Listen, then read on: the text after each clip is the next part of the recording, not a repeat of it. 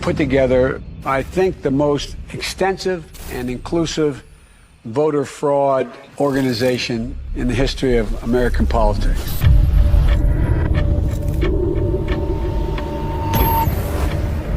Let me say it again. The 2020 election was the most secure election in American history. Let me begin by asking a very simple question. Do we know the truth about what really happened in the 2020 election? I think millions of Americans know something went wrong, and they have little pieces, and no one's really put it together. I'm agnostic on this question, and I am awaiting more information. If I believed the president were a Nazi, I might steal an election. Bold accusations require bold evidence, and they haven't seen it. We have been working on something big. Show me the money. True the Vote has the largest store of election intelligence for the 2020 elections in the world. No one has more data than we do. This is organized crime. It's not a leap to say this would have made a difference. They have ruined Election Day in the United States of America. That's provable, and that's enough for me. Now, if you're a person who invests their money, it's pretty safe to say that over the years, you've probably invested in a variety of stocks or mutual funds. So if that's the case, then you already know that they can get quite volatile at times. But with inflation running at its highest rate in 40 years, you gotta ask yourself, do you really want volatility and uncertainty? Because being able to sleep at night knowing that your investment isn't about to crash and burn is worth its weight in gold. And speaking of gold, if you've been jumping from one investment to the next, then a gold IRA with Noble Gold might be just what you're looking for. Because a reliable investment against inflation just fell in our laps. And that is gold. You shield your gains from taxes, you keep the real value of your wealth, you own a global asset, it's something tangible, and you can help protect your wealth against an economic crash. So what's not to like? And this month, for every IRA above $20K, you'll get this incredible 3-ounce solid silver American Virtue coin completely free as a thank you just for signing up. Call Noble Gold today at 877-646-5347, or you can find out more by visiting the link below at noblegoldinvestments.com. And remember, when you support my sponsors, you support this channel. All right, guys, welcome back to another episode of Red Pill News. I hope you're having a lovely day. I was able to get a chance to watch 2000 Mules over the weekend in anticipation of doing this review for you guys, but also before Dinesh comes back on the show for the interview where we talk about it. And I have to say, it is probably one of the most important pieces of American filmmaking in recent memory, certainly in the 21st century, if not the 20th. I suggest that every single person here goes out, purchases the movie, watches it, and shares the information with as many people as you possibly can. Because right now, social media companies are so freaked out about what is in this documentary that they are censoring posts left and right. They don't want people talking about it. They don't want people discussing the findings therein because they are so damning, just as damaging as you can possibly imagine. Now, if you go to the website, you guys, it's only $29.99. You can buy either the digital copy or you can buy a DVD. Please, if you purchase it, do not put it online. Don't go posting it on Rumble. Rumble is taking accounts down. They are deleting people for DMCA copyright strikes. I'm certain that's because Dinesh D'Souza and True the Vote want to get their money back from the investigation. We're talking about probably millions of dollars in money and hundreds of thousands of man hours that were put into this. This is by no small stretch of the imagination the largest single investigation into election fraud in the history of our country. The 2020 election was a nightmare, you guys, and we all know that it was stolen. Everybody can look at what happened on election night. You have every single piece of evidence that we've been examining over the course of the last 2 years, and we know in our hearts. But not everybody is convinced. This film, I believe, is going to be what it takes for most people, if not all, to truly be convinced that our election system is broken, and certainly that Donald Trump won the election of 2020 handily. Joe Biden, the DNC, and their ballot trafficking mule cartel is what handed Joe Biden the election in November of 2020. And we have to put the information out there and make sure that everybody truly understands just how corrupt our system is. The really important aspect of this investigation is that none of it is conjecture. They use hardcore evidence, geofencing and geo-tracking evidence used from people's cell phones. It can tell you exactly where you've been, where you are at any given moment. It tells the latitude, the longitude, the altitude, and the time. So it makes it very simple to pinpoint a person's movements and their location at any moment. This is the exact same type of data that's used by law enforcement officials on a regular basis. In fact, it looks like it was probably used on people that attended the D.C. rally on January 6th. It makes it look actually like those people were already being tracked before they got to Washington, D.C. So nobody in law enforcement can tell me that this investigation has not pulled up something that is worthy of being investigated. Now, the people who put this together, True the Vote, Catherine Engelbrecht, Dinesh D'Souza, obviously producing the film, but Catherine worked with a man named Greg Phillips. Now, Greg Phillips has 40 or more years experience investigating elections, so this guy knows what he's doing and he knows how to put the evidence together.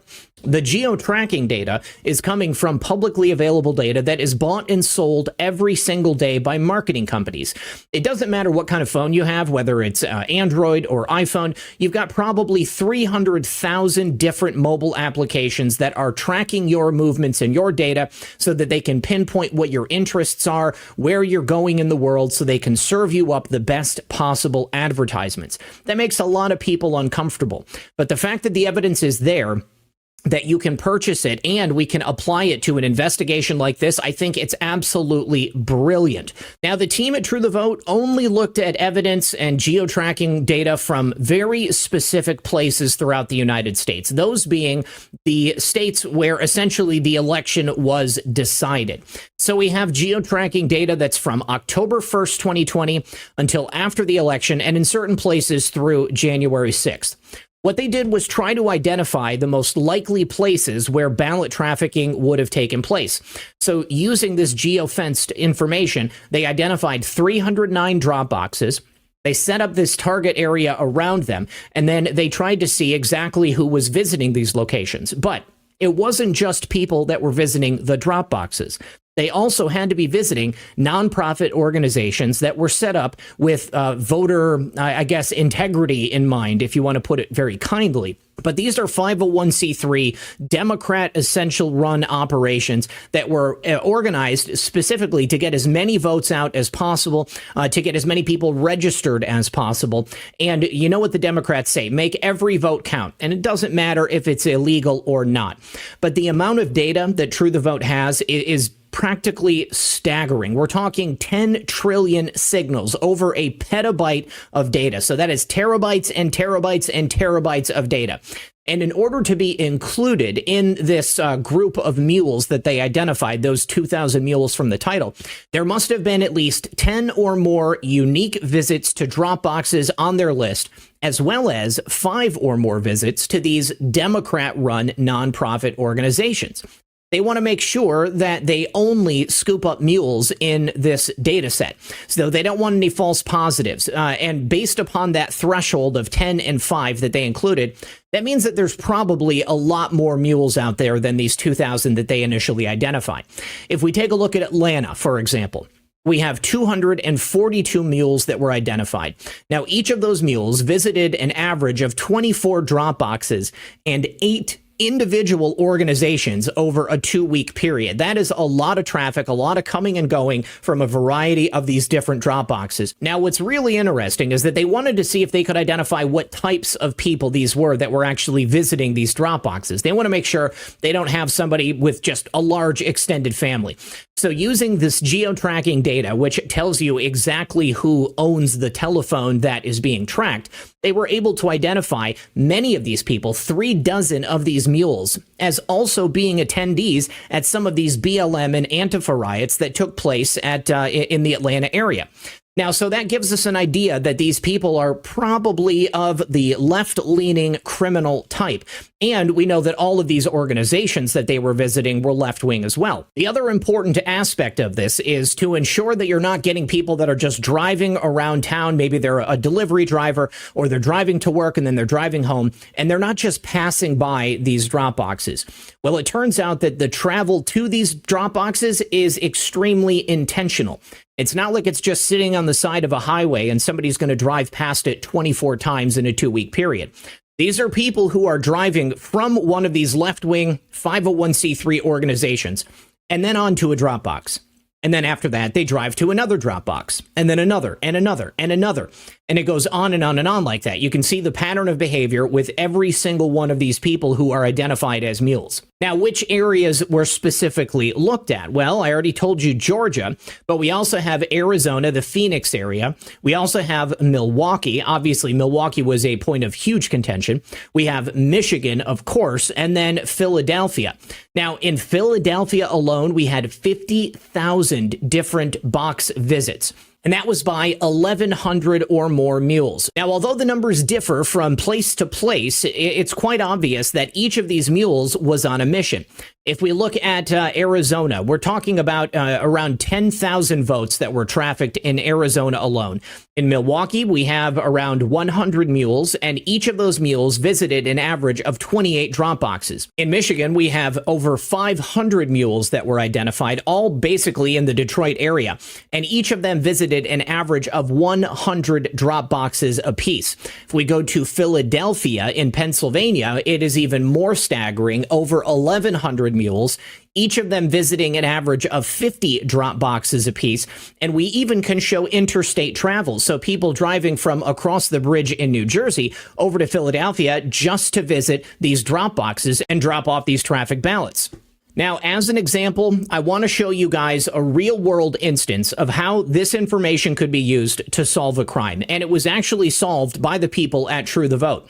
Do you remember that little girl who was shot in the drive-thru at a Wendy's? It was in the middle of a BLM Antifa riot. It was some type of a drive-by, or there was an argument amongst some of the protesters, and this little girl just got caught in the crossfire. So using this geofencing ability, they looked to see who was in the direct vicinity of this little girl getting shot. And they were able to identify 2 very likely targets. Now, this information was passed off to the FBI, and after receiving it, the FBI actually made arrests, again, using the data as provided by True the Vote. So we can show that this is a real-world investigative technique, and the work that True the Vote is doing is simply phenomenal.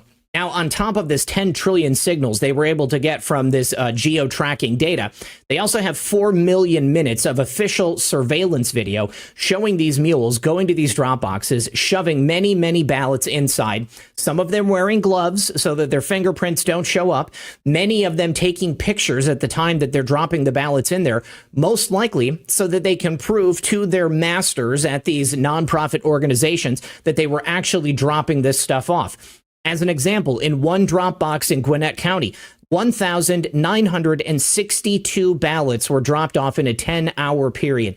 That is over 10 times the normal rate of ballot drops at that particular drop box. And when they examined the video, there are only 271 people who visited that drop box during that time. So that means those nearly 2,000 ballots came from only 271 people. Nobody has a family that large. So let's break it down by state. In Georgia, we know that the decision was made by 12,000 votes. Biden got that dump in the middle of the night. We have 5,000 visits from mules in Georgia alone, and it's pretty clear to me that that very likely could have decided the election. So let's break it down by the numbers. If we're talking about 2,000 mules here in these 5 different states, an average of 38 boxes visited per mule, 5 ballots dropped off per visit, that's 380,000 illegal votes. So in Michigan, we had the 500 mules with an average of 50 visits per box, 5 ballots per drop-off. That's 125,000 illegal votes. Now, Joe Biden technically won in Michigan by 154,000 votes, so nothing changes in Michigan. In Wisconsin, we have 100 mules, 28 boxes per mules, 5 ballots per drop-off. That's 14,000 votes. Biden's margin in Wisconsin was 20,000 votes. So again, nothing changes. But when we get to Georgia, we have 250 mules, an average of 24 boxes visited per mule, 5 ballots apiece. That is 30,000 votes. And that is 18,000 votes more than what Joe Biden supposedly won by on November 4th of 2020. If we go to Arizona, we've got 200 mules, 20 average visits per mule, 5 ballots apiece. That's 20,000 votes. And that is double what Joe Biden's margin of victory was in Arizona. And Philly, this is the big one. 1,100 mules, 50 visits per mule, 5 ballots per visit, 275,000 illegal votes. Joe Biden only won by 80,000 votes. We're talking nearly 200,000 illegally trafficked ballots. So based upon those numbers, Trump won by 279 electoral votes. Biden is down to 259 if we're going on those thresholds there. However, if we lower that threshold from the 10 boxes per mule to 5 or more boxes per mule, the number of mules increases to 54,000. This operation was clearly much larger than this initial 2,000 mule count that they're giving us to safely examine. So if we drop it to the 5 or more visits per mule, now we drop it to 3 ballots per visit, and we come up with 810,000 illegally trafficked ballots. In Wisconsin, almost 84,000 ballots. In Georgia, almost 93,000 ballots. In Pennsylvania, 209,000 ballots. In Michigan, 226,000 ballots. And in Arizona, 207,000 ballots. Now, based upon these numbers and the likelihood that these ballots are for Joe Biden and not Donald Trump because they're in heavily Democrat areas, President Trump won by 305 electoral college votes to Joe Biden's 233. This information is as solid as it comes. Everything presented in the 2,000 Mules documentary can be legally entered into evidence in a court of law. And it's up to the law enforcement divisions of each of these various areas to start looking into it. However, it's now also going to be up to you guys, because the really great thing is that True the Vote is going to release all of the data that they have. It's going to be something that you can actually work on yourself in your own research groups, and you can start putting things together and you can figure out even more data about what exactly was happening in the 2020 election. But even more than that, they are also going to be releasing the addresses of every single one of these ballot trafficking stash houses. Now, some of them may be homes, they may be businesses. They're undoubtedly going to also include these 501c3 organizations. But people like Stacey Abrams ought to be extremely, extremely worried about what's going to happen. Because if somebody in law enforcement chooses to do the right thing, actually investigate this, then it's undoubtedly going to lead to people very high up in the Democrat Party and to all of these organizations that injected millions of dollars into the system in the 2020 election. And every single one of them did it with the express desire to ensure that Donald Trump would not remain president. I mean, just take a look at this article from Time Magazine. We've all read it. The secret history of the shadow campaign that saved the 2020 election. They weren't trying to save the 2020 election. They were trying to ensure the outcome of the 2020 election. And one of the main ways that they did that was through the trafficking of ballots. And it was organized through high-level people in the DNC and these 501c3s that were doling money out everywhere to put these ballot drop boxes, these essential factories for election fraud, on the corner of every single street that they could possibly get them on. They paid people to pick up these ballots. They paid people to deliver them. They paid people to harvest absentee ballot forms. They paid people to fill them out for them. This is only the beginning of the various ways that they stole the 2020 election. But in my opinion, the information put forward by True the Vote and Dinesh D'Souza is the most important, because it is the one that we can easily prove if taken to court. I want to suggest once more that everybody purchase 2,000 Mules, watch it yourself, and tell everyone you can about what is inside that documentary. Because if you watch it, there's no way you can look the other way. Unless, of course, you're truly compromised. But at this point, I really do believe that many, many people, if not most people in the United States, have come around to our way of thinking, because they've now seen what happens when you allow something like this to take place and somebody like Joe Biden ends up in Washington, D.C. All right, my friends, that's all I've got for you today. I'm going to say it one more time. 2,000 Mules is the most important film of the 21st century. The evidence contained inside this documentary could not be more explosive in proving the fraud that was the 2020 election, and it is only one example of the many different types of fraud that were at play in November 2020, in the weeks leading up to it, and of course the weeks after. This also spills over into the runoff election in Georgia as well. So there is a lot riding on this. Tell everyone you know. Buy this movie, watch it, share it with your family, get together, host watch parties, and keep an eye out for that data to be released by True the Vote, because I think that that's going to really blow this wide open. As always, this has been Red Pill 78. My name is Zach Payne, the corruption detector, and this was another edition of Red Pill News. Good luck, everyone, and God bless.